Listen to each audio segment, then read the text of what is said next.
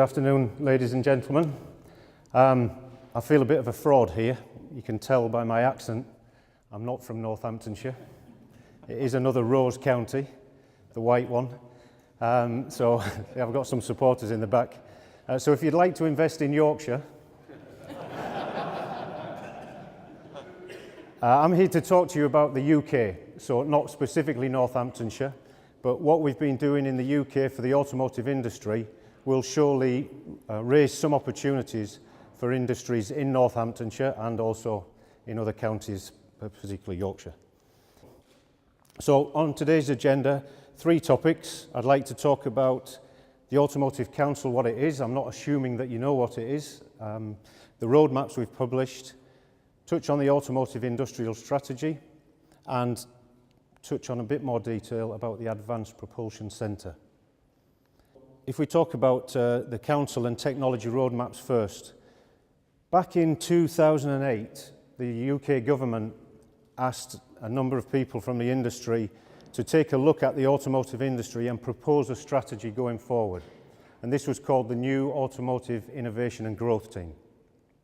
And I was fortunate enough to be asked to participate on that, and it was at the time chaired by Richard Parry-Jones, ex-Ford. And in that group, we came up with a number of proposals, and one of those proposals was to create something called the Automotive Council. What we recognised as an industry was Jaguar Land Rover were going down to BIS and telling them this is how the automotive industry is going to develop. A few weeks later, Nissan would go down and say, no, this is how it's going to develop. And then a few weeks later, Ford would go and say, this is how it's going to develop. Actually, we all said the same thing, but we said it in a slightly different language. Of course, it was completely misinterpreted. So we decided that if we all spoke to the government at the same time, we might have a better chance, and that's what happened. So Richard Parry-Jones became the co-chairman, now with the Right Honourable Dr. Cable, but at that time it was actually Lord Mandelson that helped us to set it up. And the council is actually structured into 3 groups, a technology group, a supply chain group, and a business development group. And I'm here really to represent the technology group, so there'll be a real focus on the technology group side of the activity. One of the outputs of the New Automotive Innovation Growth Team was this roadmap, the so-called Passenger Car Low Carbon Technology Roadmap. Some of you will have seen it before. It was published in 2009.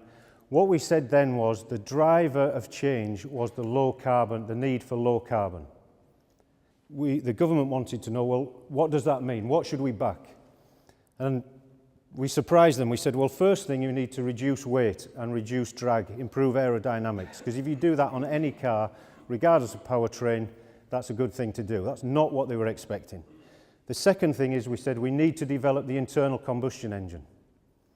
And we have an idea that the internal combustion engine is still going to be used in 2050. That took them by surprise as well. But then we also said we need to start working on hybrid technology, electric vehicle technology, fuel cells technology. That's what they were expecting, but they wanted us to know which one to back. As an industry, we said we don't know, but we'd better do them all. Because depending on the application, we probably need all of these technologies going forward. So that became the roadmap. And that was rather successful and has been guiding decision-making in the government, in Technology Strategy Board and other places for some years now. Our friends in commercials said, well, it doesn't quite work for commercials. The bus industry said it doesn't quite work for bus, and motorsport said, well, it doesn't quite work for motorsport either. So we made 3 more roadmaps. You can't read them here, but if you go on our Automotive Council website, you will find them. And so we've got a commercial and off-road technology map, a bus technology roadmap, and a motorsport technology roadmap, helped by the Low Carbon Vehicle Partnership and the MIA. So these roadmaps collectively tell you the kind of technology direction for the automotive industry. So if you're unsure about what your industry can contribute, if you look at these roadmaps, it should give you an idea where you could tap in to the industry. But it's at quite a high level. We're going to make a hybrid. We're going to make an electric vehicle. And the government at the time said, can you break it down? Can you make it a bit more granular? And Lord Drayson said to us, can you make it sticky? Can you tell us which technologies, if we develop them in the UK, will stay in the UK? We've got a great track record in our universities of coming up with some fantastic technology, fantastic research, and then it being turned into production somewhere else in the world. So which technologies should we concentrate on? We did a big study and we came up with these 5. Again, rather surprisingly, maybe the first one, internal combustion engine. The reason is we make twice as many internal combustion engines as we make vehicles in the UK. So it's a sticky technology. If we can keep reducing the CO2 of internal combustion engines, not only is it good for the environment, but it's good for business in the UK. Energy storage and energy management, electric machines and power electronics, and lightweight vehicle and powertrain structures were 3 of the others. And then we also thought we need to do something about intelligent mobility. How do we get cars communicating with the infrastructure to reduce CO2 by more efficient use of the car, however efficient it starts in the first place? So these were the so-called strategic or sticky technologies, and for each one of those, work streams were set up and we created individual roadmaps. And again, so you can find another 5 roadmaps of technologies, and this is really into the detail of inverter technology or carbon fibre technology or different ways of doing the hybridization of an internal combustion engine. It's all there on the website, it's all there for guidance. That guidance then went into something called the Automotive Industrial Strategy. Hopefully you know about it. It was launched in July 2013 at the Goodwood Festival. So this outlines the action that the government and industry will take collaboratively, so this is important, to secure the next stage of automotive sector growth. This is great because in 2013 we're talking about automotive sector growth. When we started this in 2009, 2008, NEIGT was how to save the industry. There was actually a chart produced with showing the reduction in output volume in the UK over about 20 years. And in 2008, if you draw a straight line from where it was 2014, the industry would have been closed. And here we are in 2014 talking about a growing industry. And the strategy says that we will invest $1 billion over 10 years in an advanced propulsion centre, which I'll come back to, investing $3 million to set up the Automotive Investment Organisation, and very importantly, ensuring that we've got the right skills. The automotive industry is changing. We still need metal bashers. We're not going to close our press plants, so we still need them, but we need far more electronics engineers. We need far more software engineers to develop the technologies that we need for the future. Inside the industrial strategy, you'll actually find my homework. So these 6 items, I'm not going to read them all out, you'll be pleased to hear, but these 6 items are the homework of the technology group. This is what we've got to deliver. This is what we've got to report back on a quarterly basis to Parry Jones and also to Dr. Cable. And basically it's about investing in the Advanced Propulsion Centre. It's about enhancing collaboration between the motorsport and mainstream automotive industries. And today in Nissan, the MIA and a number of companies are actually showing their wares to Nissan and trying to create some new projects. We want to recommit on the priority technologies. Very importantly, we want to tap into EU funding. We're not good at this in the UK, surprisingly. We give a lot of money. We don't necessarily receive all of it back in the automotive industry for sure. And the reason, one of the main reasons, is difficult. There's a lot of paperwork, there's a lot of bureaucracy. We're going to try and teach ourselves to do it, but we're going to teach ourselves collectively. So it's not just one company trying to work it out. We're going to try and work it out as an industry and then share that knowledge amongst all the industry. We want to improve the collaboration with academic research. Less blue sky that is just for blue sky research sake, and more research which we think we've got a customer for in 5, 10 or 15 years' time. Trying to join up the manufacturing with the research. Not for everything, because manufacturing we don't always know what we want. But in a lot of instances we do know, and it's not being researched. And we want to make sure that we don't miss the next trend. So in 2008 it was low carbon.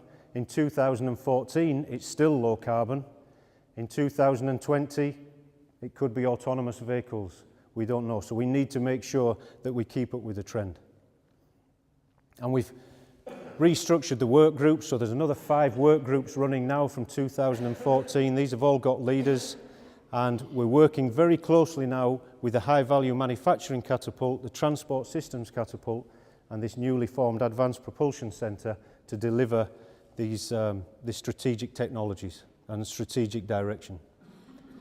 So what is this Advanced Propulsion Centre? Hopefully some of you have heard about it already, maybe some of you are even bidding to be part of it. What it is a vision to position the UK as the global centre of low-carbon powertrain development and production. So as I mentioned, we already make internal combustion engines, more engines than we make cars. As these engines morph into more hybrid technologies, we want to be in a position to be developing it and hopefully producing it. So we want to deliver a sustainable ecosystem, encourage collaboration, complete the UK R&D value chain. So again, programs like the TSB have been fantastic. They take technologies to the demonstrator level. But after we've made a demonstrator of 1, maybe even 10 or 20, how do we then cross the bridge or the valley, the so-called valley of death of going from 20 to 200,000? And you know, I'm standing here as an OEM representing Nissan. If you're sitting there as an SME, you know I don't trust you. I don't trust you to make 250,000 because you've only ever made 20. If you get it wrong with 20, you can ring up all the customers personally, arrange to pop round and visit them and fix them. When you've got 250,000 cash guys out there and 250,000 more next year and 250,000, if you get it wrong, it gets complicated. If you get it wrong in millions, like my good friends at Toyota did recently, it gets very complicated. And we all do it, by the way, it's not only Toyota. But we want to try and build that supply chain. We want to help SMEs cross the gap. Some of you might not want to. Some of you might be quite happy to stay at 20. Some of you might be ambition of 200. But if there's anybody got ambitions of going to 10,000, 20,000 or 100,000, the APC is going to be there to help. So we want to work with existing service and facilities and providers. We don't want to invest immediately. We want to use what's here. We've got a fantastic automotive community in the UK. It spans all of the UK. We want to use that first. If there's a gap, if there's something we need, then we want to invest in it. Whether we invest from the government or whether we invest privately is to be determined. But that's the kind of model. And most importantly, we want to embed the expertise in people. It's relatively easy to unbolt a machine, put it on a ship, and reinstall it somewhere else. Okay, there's some logistics involved, and it's not quite as easy as I'm making it out.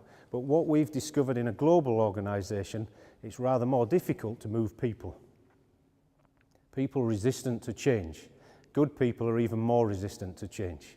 So if you can get the people here, if we can embed the knowledge in the people, then the industry will come to the people. Like research goes to professors, the good professors, then the industry will come to the good developers and manufacturers. So if we can get that here, we believe that will help us to encourage more investment in manufacturing in the UK. It's not the only thing, but it's a very important thing.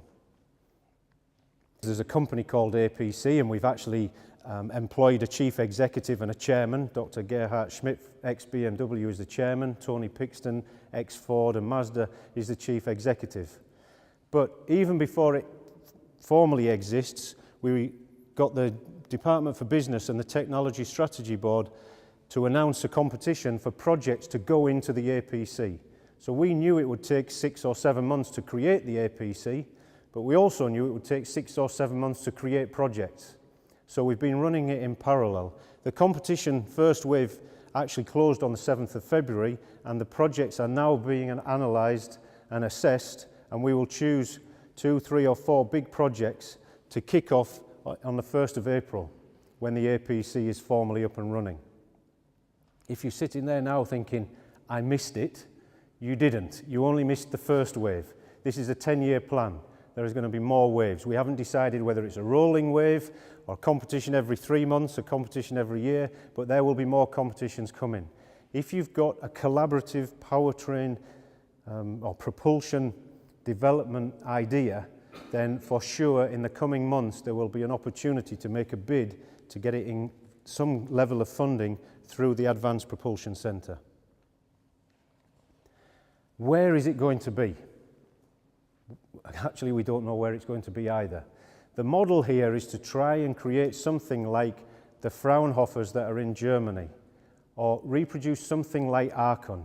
If you want to do powertrain research in Germany, there is only one place to go. It's called Aachen. If you want to do powertrain research in the UK, there are about maybe 8, maybe 12, maybe 15 universities that could help you. We would like to start bringing these things together so that you know where to go. We thought about just creating one place, but that doesn't work because we decided the place is the UK.